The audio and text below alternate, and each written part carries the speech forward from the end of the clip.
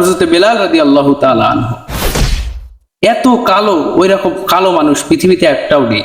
হাড়ির তলা তো কি কালো, তার চাইতেও কালো ছিল বেলাল। দাঁতগুলো ছিল এলোমেলো, চুলগুলো ছিল উস্কো খুস্কো, ঠোঁট ছিল একেবারে ঝোলা। চেহারার যে বর্ণনা, একবার দেখলে আরেকবার দেখতে মন চাবে না। কিন্তু তার মর্যাদা আল্লাহ এত বেশি বাড়িয়েছেন শুধু আল্লাহর ভয় থাকার কারণে। বিশ্বনবী বলেন, মেরাজের রাত্রে এই যে সিদরাতুল মুনতাহা থেকে আরশ মহল্লা পর্যন্ত বিশাল রাস্তা, নবী আমার বলেন, জিব্রাইল যখন আমাকে ছেড়ে চলে গেলেন আমার ভয় লাগছিল। হঠাৎ আমি হযরতে বেলালের পায়ের আওয়াজ শুনতে পেলাম। পৃথিবীতে আসার পরে জিজ্ঞাসা করলাম, বেলাল গোপনে গোপনে কি এত আমল করো? হযরতে বেলাল বলে, হে নবী, আমার জীবনের তেমন কোনো ভালো আমল নাই, পার্সোনাল আমল শুধু এতটুকুই, আমি যখন ওযু করি নতুন ওযু করার সঙ্গে সঙ্গে তাহিয়াতুল ওযুর 2 রাকাত নামাজ আদায় করে নে।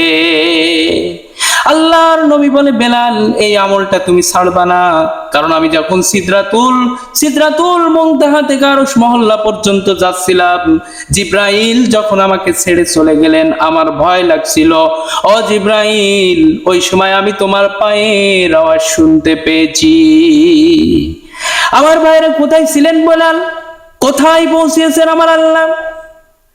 বিশ্বনবী জনাবে মুহাম্মদুর রাসূলুল্লাহ সাল্লাল্লাহু আলাইহি ওয়াসাল্লাম মসজিদে নববীর ইমাম হযরতে বেলাল মুয়াজ্জিন। সাহাবায়ে কেরাম ডাক দিয়ে বলে, হে নবী, বেলালের আযান শুদ্ধ হয় না, আশহাদু না বলে আসহাদু বের হয়ে যায়। হযরতে বেলাল কথাও স্পষ্ট করে বলতে পারতেন না, আশহাদু না বলে আসহাদু বের হয়ে যেত। নবীজি আমার সাহাবায়ে কেরামের কথা রাখতে গিয়ে বেলালকে বাদ দিয়ে দিলেন। ঈশার নামাজের পর নবী আমার বেলালকে ডাক দিয়ে বলে, বেলাল, ও বেলাল, ফজরের সময় আর আসার দরকার নেই, নতুন মুয়াজ্জিন নিয়োগ দেওয়া হয়ে গেছে। হযরত বেলাল দুঃখ করে বাড়িতে গেলেন। সারা রাত কন্দন করে আল্লাহর দরবারে তাহাজ্জুদের নামাজ আদায় করে সিজদা দিয়ে বলে, রব্বুল আলামিন, তোমার নবীর মসজিদ থেকে আমাকে বাদ দিয়েছে, এ দোষ আমার না। আমার চেহারা কালো, এটা তো তুমিই বানিয়েছো। আমার দাঁতগুলো এলোমেলো, এজন্য তুমি দায়ী। আমি স্পষ্ট ভাবে কথাও বলতে পারি না, এটাও তুমি দায়ী। আমার কোনো দোষ নেই, দোষ শুধু আমার এই চেহারাগুলো, যেগুলো দান তোমার। আল্লাহ তাআলা তোমার সৃষ্টিকে ভুল ধরে যারা আমাকে বাদ দিয়েছে, তোমার দরবারে মামলা দিলাম, তুমি আমার এই মামলা কবুল করো। হযরত বেলাল দোয়া করেছেন আল্লাহর দরবারে, আর সে পৌঁছে গেছে।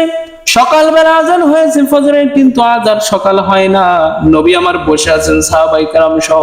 হঠাৎ জিবরিল আমিন চলে এলেন, ডাক দিয়ে বলে, ইয়া রাসূলুল্লাহ, ইয়া হাবিবাল্লাহ, ওগো নবীজি, আজকে কি ফজরের আজান হবে না নাকি? নবী আমার ডাক দিয়ে বলেন, জিব্রাইল, আজান তো হয়ে গেছে, নতুন মুয়াজ্জিন সুললিত কণ্ঠে আজান দিয়েছে। হযরত বেলাল বলে, কাকে দিয়ে আজান দিলেন? প্রতিদিন যে বেলাল আজান দেয়, বেলালের আজান শোনার পর মহান আল্লাহর যত ফেরেশতা আছে, আরশে আকাশে যত ফেরেশতা আছে, বেলালের আজান শোনার পরে তারা আমার আল্লাহকে সিজদা দেয়। আজ যদি বেলাল আজান না দেয়, কিয়ামত পর্যন্ত কোনদিন এই পৃথিবীতে আর সকাল হবে না। প্রতিদিন যে বেলাল আজান দেয়, দয়া করে তাকে দিয়ে আজকে আজানটা দিয়ে দে। আমার ভাইরা, শুভ আবেগ দিয়ে কথা বলতেছি না, কোরআনুল কারীম জানিয়েছেন, ইয়া আইয়ুহাল্লাযীনা আমানুত্তাকুল্লাহ,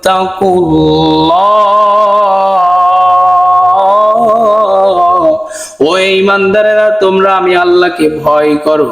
শুধু ভয় করলে হবে না, ভয় করার মতো ভয় করতে হবে। আল্লাহ রাব্বুল আলামিন যে কথাগুলো আদেশ করেছেন ওই কথাগুলো মানতে হবে, যেটা নিষেধ করেছেন ওটা শুধু ছেড়ে দিলেই হবে না, ঘৃণার সাথে ছেড়ে দিতে হবে। এর নাম মুত্তাকি। কথা বলেন ঠিক কিনা? হাক্কা তুকাতিহি ওয়ালা তামুতুন্না ইল্লা ওয়া আনতুম মুসলিমুন, আর পরিপূর্ণ মুসলমান না হয়ে তোমরা মৃত্যুবরণ করো না। মুসলিম হয় না জন্ম নিলে মুসলমানের ঘরে, কাফের মুমিন তফাৎটা হয় সালাতের উপরে, মানুষ সালাতের উপরে। এই জীবনে সালাত যেন, এই জীবনে নামাজ যেন হয় না তোমার কাজা। এমনও তো হতে পারে জোহরে জানাজা তোমার, এমনও তো হতে পারে জোহরে জানাজা তোমার, এমনও তো হতে পারে জোহরে জানাজা।